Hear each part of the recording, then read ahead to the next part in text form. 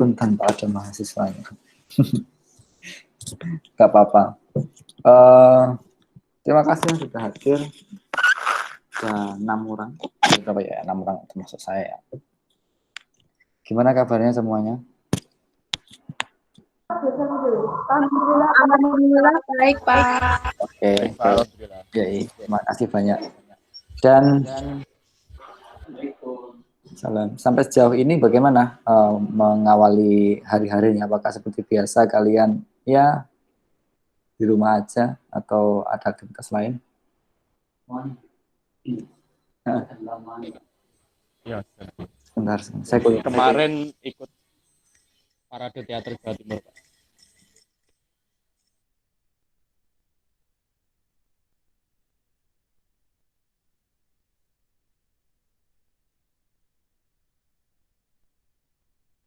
Oke, Mas. Sorry tadi ada tamu. Terus yang lain bagaimana? Ini apakah kuliahnya ya seperti ini atau tugas-tugas? Ya saya coba ngikutin aja lah. Coba keseharian. Terus yang lain bagaimana kalau di bahasa Inggris? Ya, selang-seling aja sih, Pak. Online, offline atau yang tugas? Seperti itu?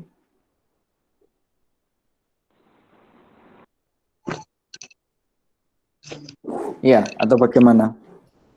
Karena emang target saya emang 2 kali online, nanti mungkin 2 kali kalian nanti offline bisa mengerjakan di lepas kumpul seperti itu. Karena ini tanggung jawabnya 4 SKS dan itu cukup banyak. Jadi menurut saya apapun yang dilakukan pasti nanti akan butuh waktu. Dan ini vaksinnya online susah sekali karena ini masalah praktek ya. Saya mau praktek bagaimanapun pasti ada batasannya. Nah, karena itu saya akan mulai pelan-pelan lagi dan ya semoga apa yang sama-sama akan kita lampaui nanti bisa berjalan dengan baik. Saya mungkin langsung ke pertemuan kedua. Nanti bisa langsung dilihat di PPT di kelas bebas umum atau bisa melihat tayangan PPT yang akan saya sampaikan di sini. Nah, di pekan kemarin atau minggu kemarin kita sudah membahas tentang media,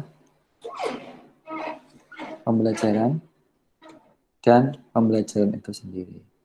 Terima kasih yang sudah mengumpulkan tugas, sudah mereview tugasnya, dan mostly memang sudah sesuai karena kemarin resume ya. Jadi saya kira minimal sudah membaca, meskipun tidak sepenuhnya mulai dari awal sampai akhir bukunya itu dibaca. Tapi paling enggak teman-teman udah ada insight pemahaman tentang apa itu media dan apa itu pembelajaran. Nah sekarang langsung saja saya akan, karena nanti akan praktek, saya akan berikan apa ya istilahnya landasan terlebih dahulu.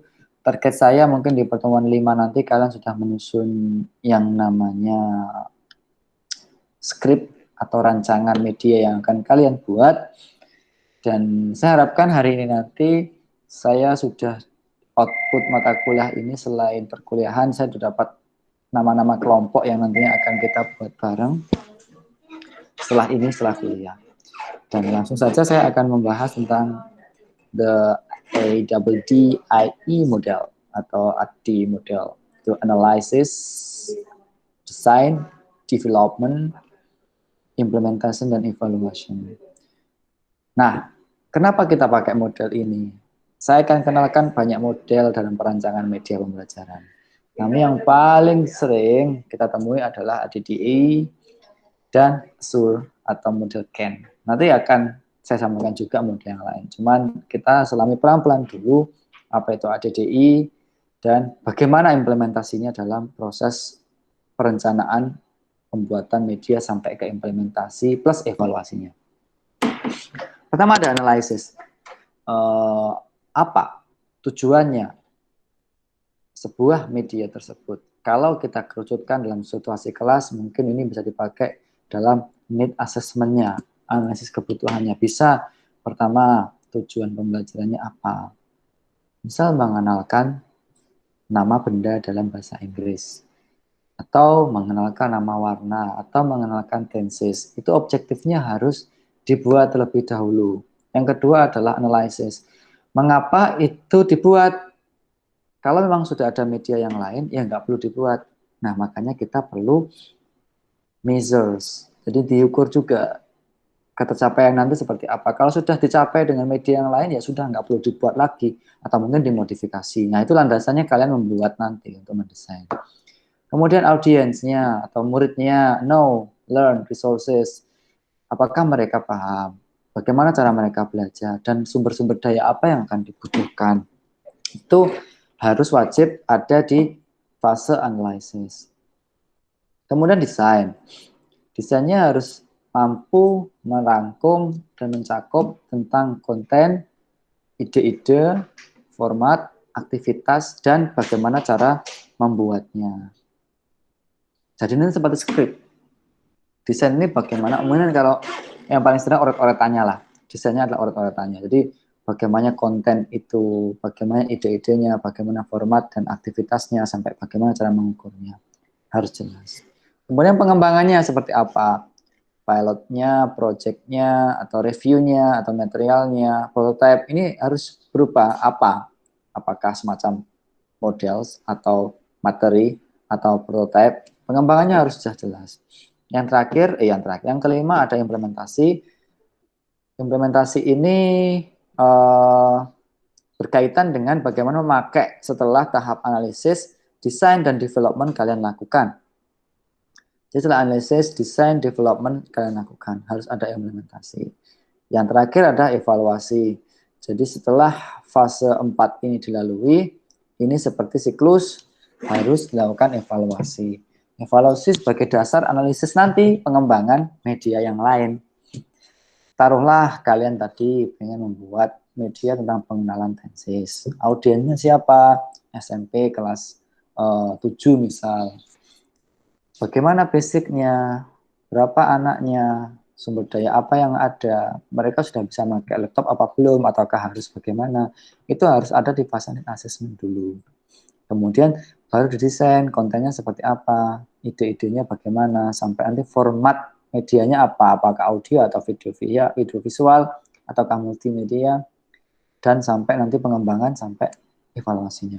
Ini review singkat tentang ADDA model. Nah, saya akan memberikan overview. Nanti mungkin ini untuk ADDA akan 2 kali pertemuan, dan pertemuan yang ketiga nanti akan saya sampaikan secara asynchronous.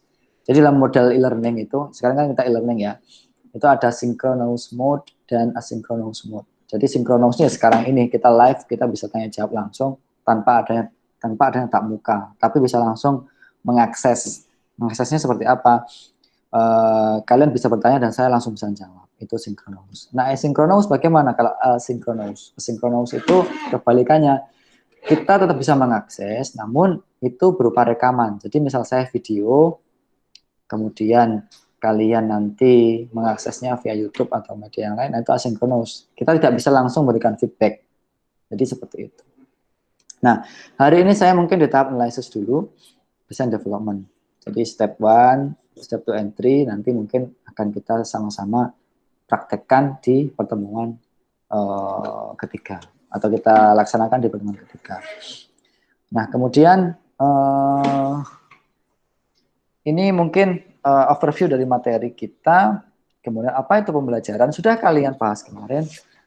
Bagaimana systematic approach atau pendekatan sistematis ADDA dalam pembelajaran harus jelas.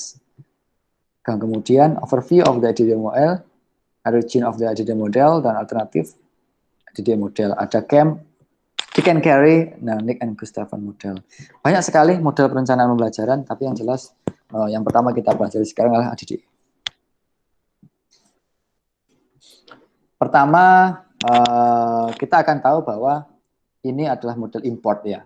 Jadi teori ini berasal dari Amerika, Florida State University di tahun 1975. Jadi mulainya ini dari pelatihan khusus ya. Dan dibuat oleh Pusat Educational Teknologi, Pusat Teknologi Pendidikan di FSU atau Florida State University untuk tentara. Jadi ADDA ini digunakan pertama kali untuk pembelajaran yang dilakukan untuk US Army. Bisa Navy SEAL dan lain sebagainya. Awalnya seperti itu. Nah, lambat laun ketika pusat teknologi ini diadaptasi dengan baik di Army, di tentara, pusat pendidikan, Pusdiknasnya sana, pendidikan nasional untuk tentara, diadaptasi juga oleh state atau university, atau state university atau private university, bahkan ke yang paling sederhana, yang paling dasar, sekolah PAUD, seperti itu, sampai ke sana. Nah, awalnya memang kita mengenal bahwa EDDI pasti ada 5 phase atau 5 fase ya. Dan di sini sudah teman-teman lihat semuanya, bahwa di setiap phase ada aktivitas yang akan dilakukan. Misal analyze job, analyze pekerjaan. Ini awalnya karena ini pekerjaan yang berkaitan dengan apa ya, tentara tadi ya, strategi perang dan sebagainya. Kalau dikaitkan dengan pendidikan, mungkin ini bisa dilakukan dengan analyze learning objective atau instructional outcomes atau learning objective lah, mungkin yang paling sederhana learning objective atau tujuan pembelajaran. Kemudian sampai ke select instructional setting. Jadi analisisnya sampai ke sana. Kemudian phase design, develop objective, develop test, describe entry behavior, determine sequence and structure. Jadi desain ini teman-teman bisa mulai membentuk sebuah script atau oret-oretan lah, bagaimana nantinya hasil dari analisis tadi yang phase pertama memungkinkan bisa dilakukan di fase yang ketiga. Jadi desain ini di penjembatan antara fase 1 dan fase 3. Nah, di fase 3 di development, teman-teman sudah ada specify learning events dan activities. Jadi sudah fokus ke bagaimana melibatkan media tadi bisa melibatkan siswa atau calon peserta didik kalian nanti. Sampai ke nanti ada tahap di mana ini validasi instruction-nya. Kemudian yang keempat implementasi, ya implement dan conduct instruction. Yang terakhir ada evaluation and control, conduct internal evaluation, conduct external evaluation, device system. Jadi ini misal dibuat siklus ini berulang terus dan untuk perkembangan media yang selanjutnya. Nah, karena perkembangan zaman ada revisi tentang bagaimana ADDA ini dikembangkan. Jadi setelah tahun 1975 tadi, ada 5 basic base yang rancu. Jadi rancu di sini di mana? Ada step-step yang sebenarnya sudah dilakukan di fase sebelumnya, tapi diulang lagi. Nah, oleh karena itu, the steps within each phase have been slightly modified. Jadi setelah have been slightly sedikit dimodifikasi. Jadi yang sebelumnya seperti ini, yang sebelumnya di fase yang desain itu 4 tahapan, sekarang dibuat 5, tambahin 1.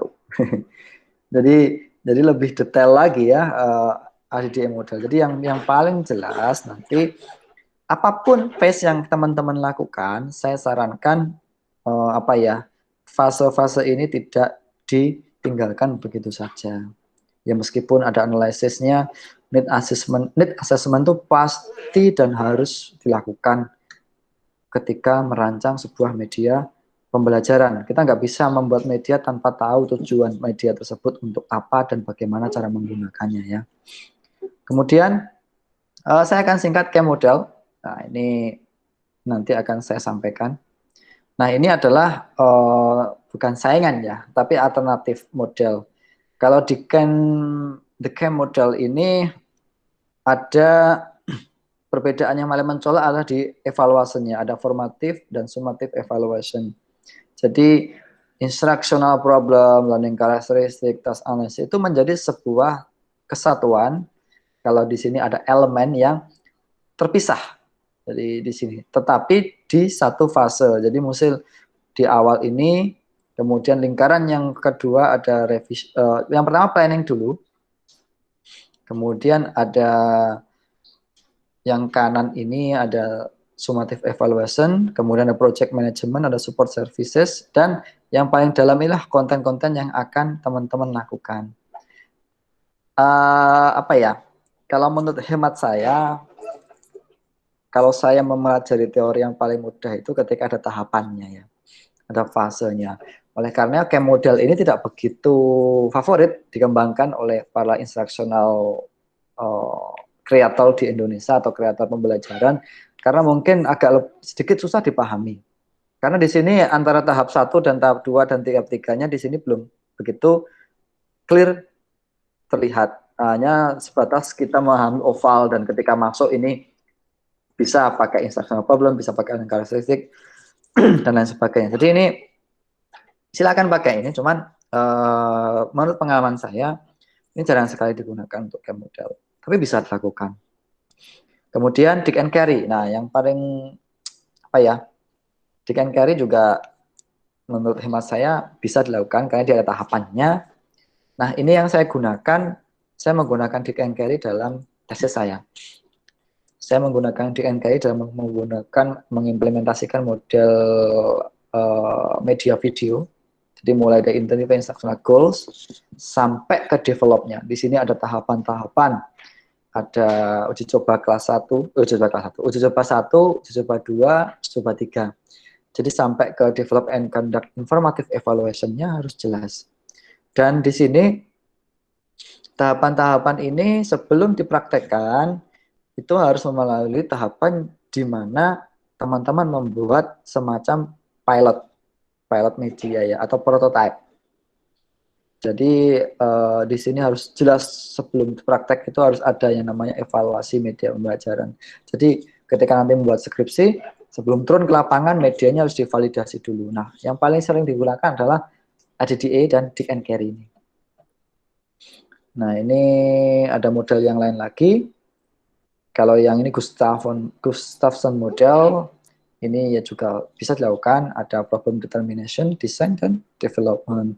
Sebenarnya kalau kita ambil benang merahnya dari ketiga model ini, yang paling pertama dilakukan adalah need assessment, mulai dari analisis problem, analisis learners-nya, analisis goals-nya, bagaimana mengorganisasi materi dan sebagainya. Pasti dimulai dari need assessment.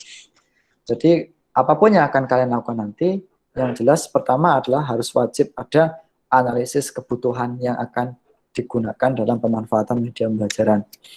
Kemudian di fase yang kedua ada desain. Di sini ada specify strategies, specify media, dan develop objectives.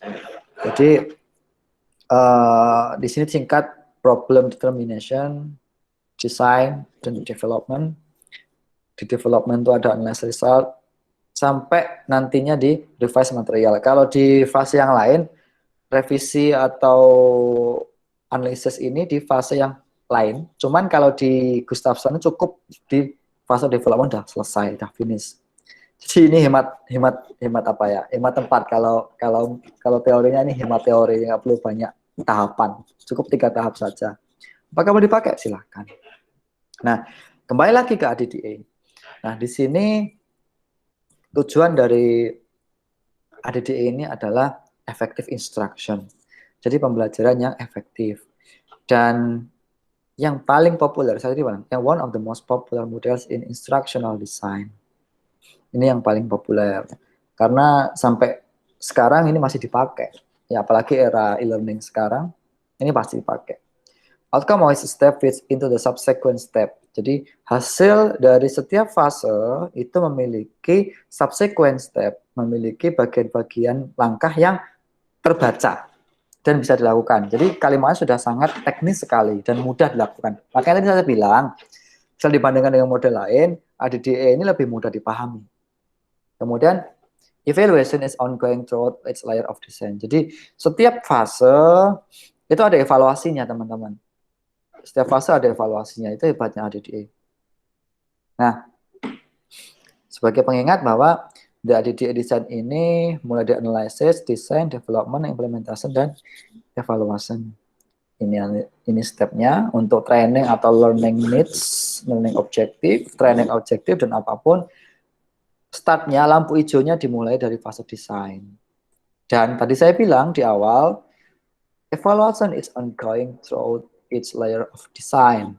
Jadi ketika kalian pahami panah yang merah itu adalah proses mulai dari yang hijau, tetapi di evaluate ada di tengah-tengah. di setiap phase.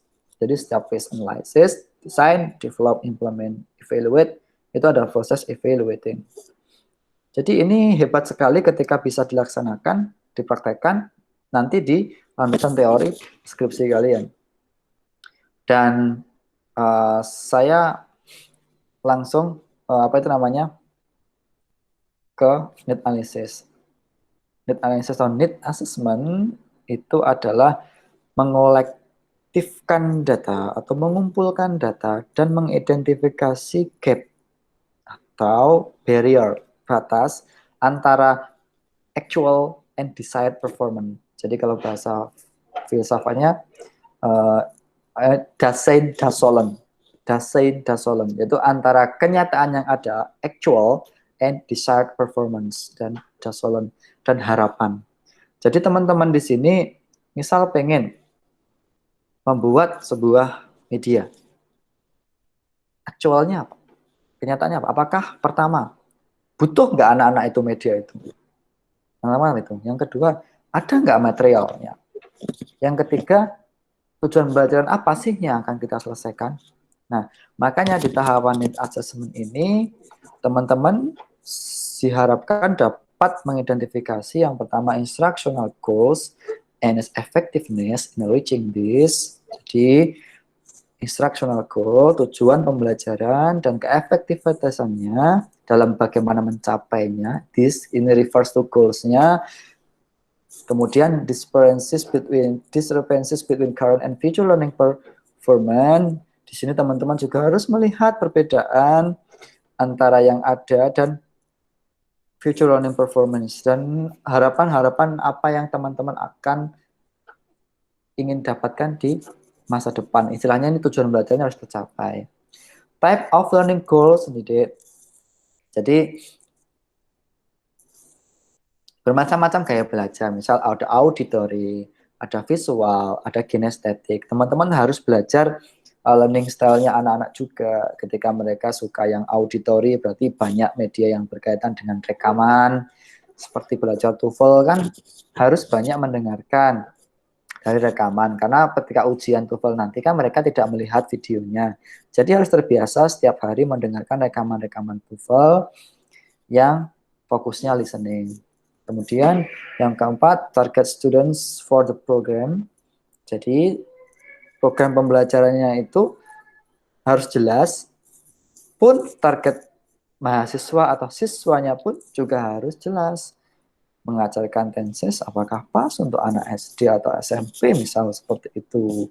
Mengajarkan tentang istilahnya idiom, apakah pas diajarkan di fase ini.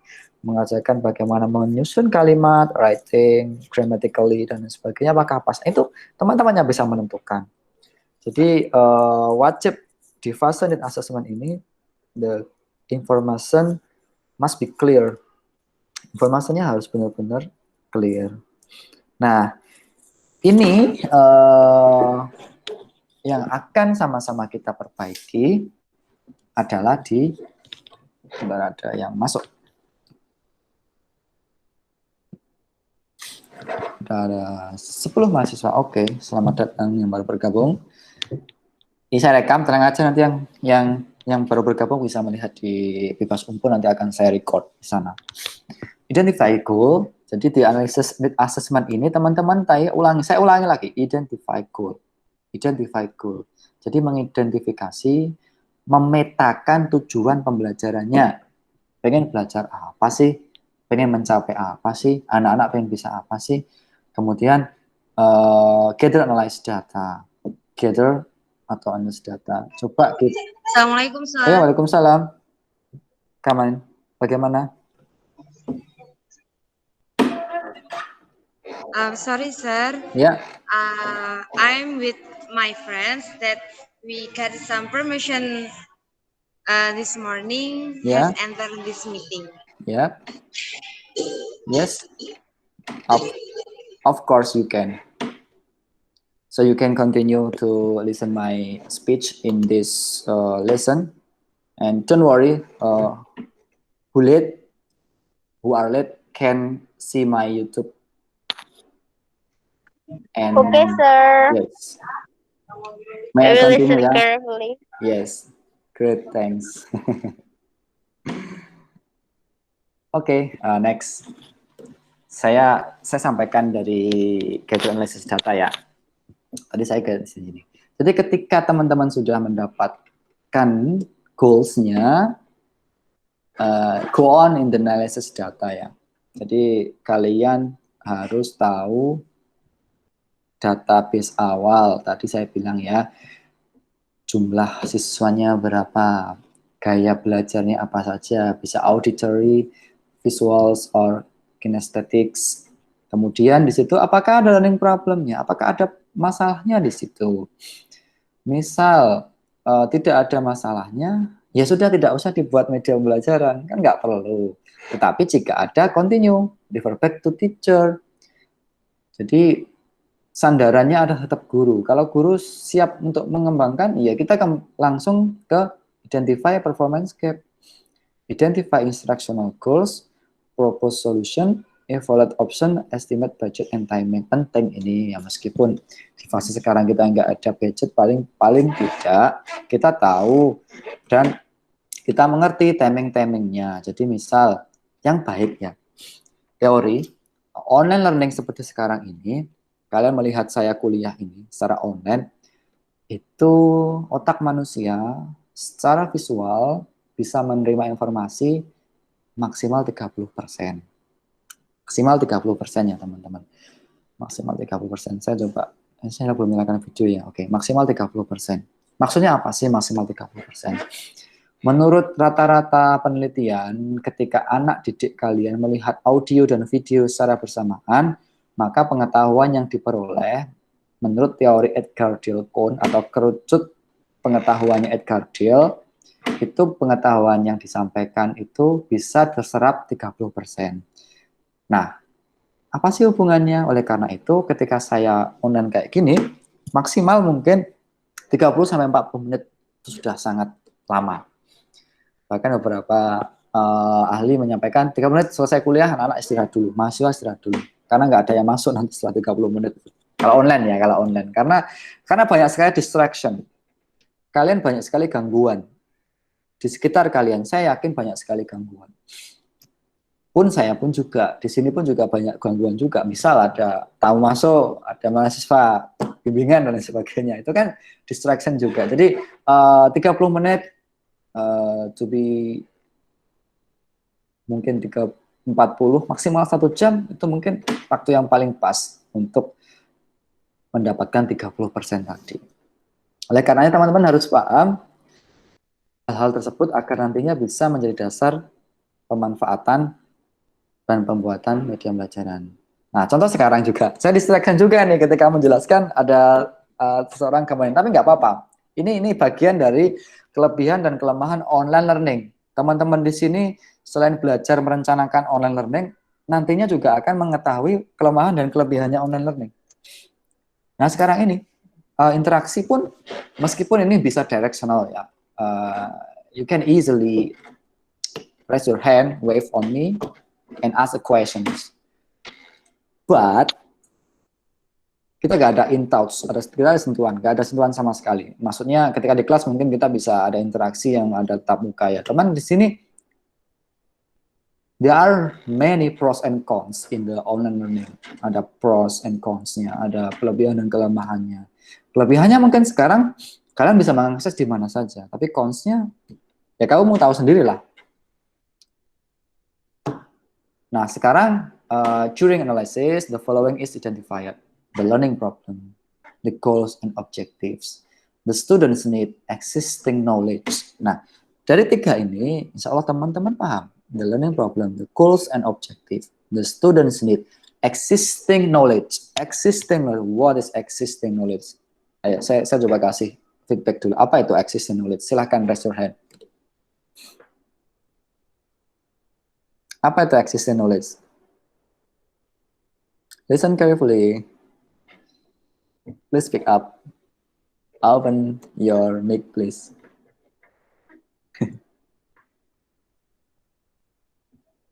Abstain. Existing. Apa itu existing? Existing itu kan yang sudah ada ya, knowledge, pengetahuan. Jadi kalau bahasa psikologinya itu sinonim dari prior knowledge, itu pengetahuan yang sudah dimiliki anak. Maksudnya apa sih? Tadi ketika saya misal mengajarkan tenses, tenses apa yang sudah dikuasai anak? Apakah langsung ketika belum tahu present tense, kalian langsung ngajari past tense? Belum tahu past tense udah ngajarin past perfect, continuous, dan banyak sekali tenses yang bahkan orang Inggris sendiri pun lupa apa itu tenses. jadi jadi saya tanya kemarin coba kenapa pakai have been dan lain sebagainya. Ya saya biasa pakai itu aja dan saya nggak tahu itu tenses apa gitu. Tapi kita belajarnya terbalik. Kita harus hafal tensesnya. Present, continuous, past tense, simple past perfect, bla bla bla, future tense. Dan kita lupa penggunaannya itu yang paling sering apa gitu. Jadi saya sendiri ketika belajar, kalian tebakin saya mana yang past tense, saya nggak bisa, saya nggak tahu. Cuman ketika saya ngomong sama orang, ketika mereka paham ya saya pakai tenses ini, udah cukup gitu aja. Karena itu tadi kembali ke the students need. Yang penting adalah kita tahu dan orang yang kita ajak omong tuh paham. And any other relevant characteristics. Kalau saya riset, ada yang namanya self-efficacy, ada cognitive style, ada learning characteristic, ada independence. Nanti teman-teman bisa riset ya di Google. Relevant karakteristik itu contohnya tadi ada kognitif, gaya kognitif. Apa itu? Itu preferensi seseorang dalam menerima informasi. Dia lebih ke field dependence atau field independence. Nanti akan kelihatan. Nah, kemudian during this needs atau during this phase, the analysis also considers the learning environment. Penting ya, karena sekarang fase pandemi, teman-teman should be aware that we can have any offline meeting, any constraints, the delivery options, and the timeline for the learning. Dan the delivery options, you may choose the online or offline mode. Jadi bisa online, bisa offline. Kalau sekarang ya semuanya online, mau tidak mau. Apalagi Pak Ipong tadi rilis bahwa rumah sakit di Ponorogo udah penuh nampung pasien corona. Gimana tuh? Masa mau sekolahnya masuk? Masa mau pemilu kada? Mau pemilu kada boleh, tapi kok sekolah nggak boleh masuk ya? Kalau saya bahas itu nggak habis. Yang penting sekarang kita jaga diri kita sendiri aja deh. Bagaimana agar kita tetap patuh protokol kesehatan dan sambil berdoa kita semua dikuatkan. Dan the timeline for the learning. Timeline pembelajaran. Jadi kamu teman-teman harus buat timeline. Jadi misal RPP-nya itu harus jelas di fase yang awal, inti, conclusion, sampai evaluation dan lain sebagainya harus clear state on your analyzing learning needs. Kok enak ini nih? Kok enak? Sorry. Yang terakhir tadi ngagetin aja ya. Jadi hari ini kita fase yang pertama dulu, analyzing learning needs. Dan mungkin pertemuan kedua nanti akan lakukan secara synchronous mode, asynchronous mode, Jadi nanti akan saya record kuliah saya dan akan saya upload di Bebas Humpo. Kalian bisa melihat dan melakukan aktivitas. Oke, any questions? Silakan bertanya. Oke, Mas Rofi Kamalin. Halo Pak, mau tanya. Oke, silakan. Untuk bab analisa. Oke. Apa itu ada tips atau trik yang benar-benar memudahkan kita to make it easier to analyze? Untuk menganalisnya itu lebih yang paling mudah, apa ada tipsnya gitu? Oke, saya sorry, agak terputus suaranya. Silakan ulangi. Halo? Ya, oke, clear. Pak, apakah ada tips dan trik untuk memudahkan kita menganalisa suatu pembelajaran yang akan kita lakukan atau problems yang mulai dari studentsnya sendiri, kemampuannya student sendiri itu apa ada yang lebih mudah untuk dilakukan, kayak apa ya, ancer-ancernya gitu Kak. Yo, sing penak ya. Tadi kan saya makan teori ya, prakteknya gimana gitu kan. Iya, Kamu pengen tanya iya, kayak gitu dong. Oke, sip. iya. Makasih Mas Robi, responnya baik. Pertama begini Mas, manfaatkan Google Form. Mas Robi bisa membuat Google Form tentang media-media apa yang pengen diajarkan oleh siswa kalian. Istilahnya kontrak lah. Di awal sebelum membuat media pembelajaran, kalian share Google Form itu ke anak. Nanti formnya mungkin bisa saya contohkan di Bebas Unpo ya. Contoh bagaimana need assessment. Nah, ketika nanti kasihkan form ke anak, Mas Robi kan bisa langsung melihat di Google Form Analysis-nya ya, di spreadsheet-nya itu ya. Untuk anak itu pengen apa sih? Belajar apa aja sih? Kemudian dia tipe belajar visual atau kinesthetic atau auditory. Nah, di situ kan ketahuan learning karakteristiknya, ketahuan mereka itu pengen apa dan lain sebagainya. Jadi nanti sampai apa ya? Sampai ke perumusan yang selanjutnya, ke perumusan di desain Mas Robi berdasar dari hasil Google Form yang sudah Mas Robi sebarkan. Jadi saran saya sederhana, pakai Google Form untuk menganalisis karakteristik dan kemauan siswa kalian nanti dalam apa sih? Aku pengen media apa? Seperti itu. Gimana? Clear nggak?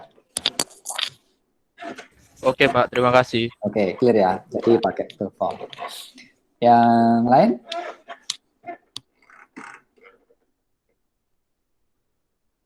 Ada yang lain? Boleh via chat kalau malu. Kalau sambil rebahan di rumah nggak apa-apa, silahkan. Sambil chat juga nggak apa-apa, saya jawab.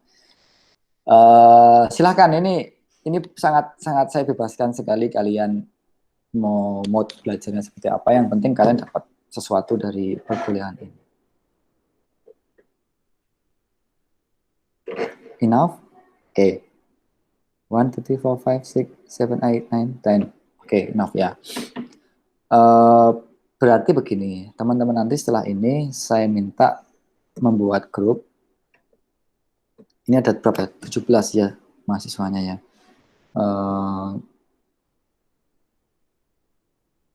Kalau bisa nanti teman-teman buat 4-5 grup, nanti silahkan di-store ke saya. Silahkan bebas kalian memilih grup apa saja, bagaimana cara memilihnya saya serahkan kepada kalian.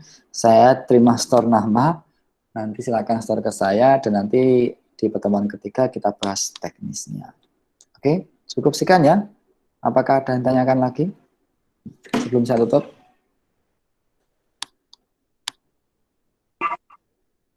Itu Pak, estimasinya itu 5 menit kan ya? Estimasi 5 menit itu per orang atau satu grup? untuk record medianya ya. Iya. Baik. Iya. Itu kan nanti kan dibagi grup itu Mbak. Itu kan nanti bisa 3-4-5 mahasiswa. Kemudian videonya itu nanti short video aja, short clip aja.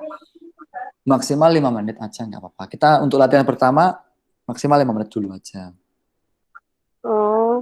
Kalau Maksimal. lebih gitu gimana, Pak? Oh, mau lebih. Oke sih.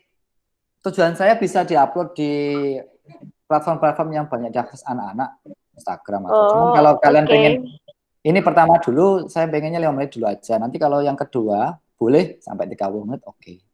Bertahap dulu ya, nggak apa-apa ya, 5 menit dulu. Oke. Ya. Oke. Yang lain?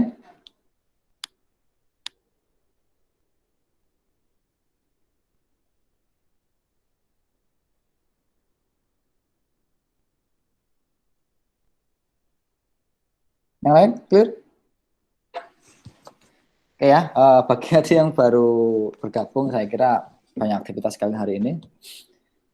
Bagi yang baru bergabung, nanti bisa langsung melihat, ya maksimal mungkin besok lah, rekomen YouTube-nya akan saya upload di Bebas Unpo, silakan dilihat.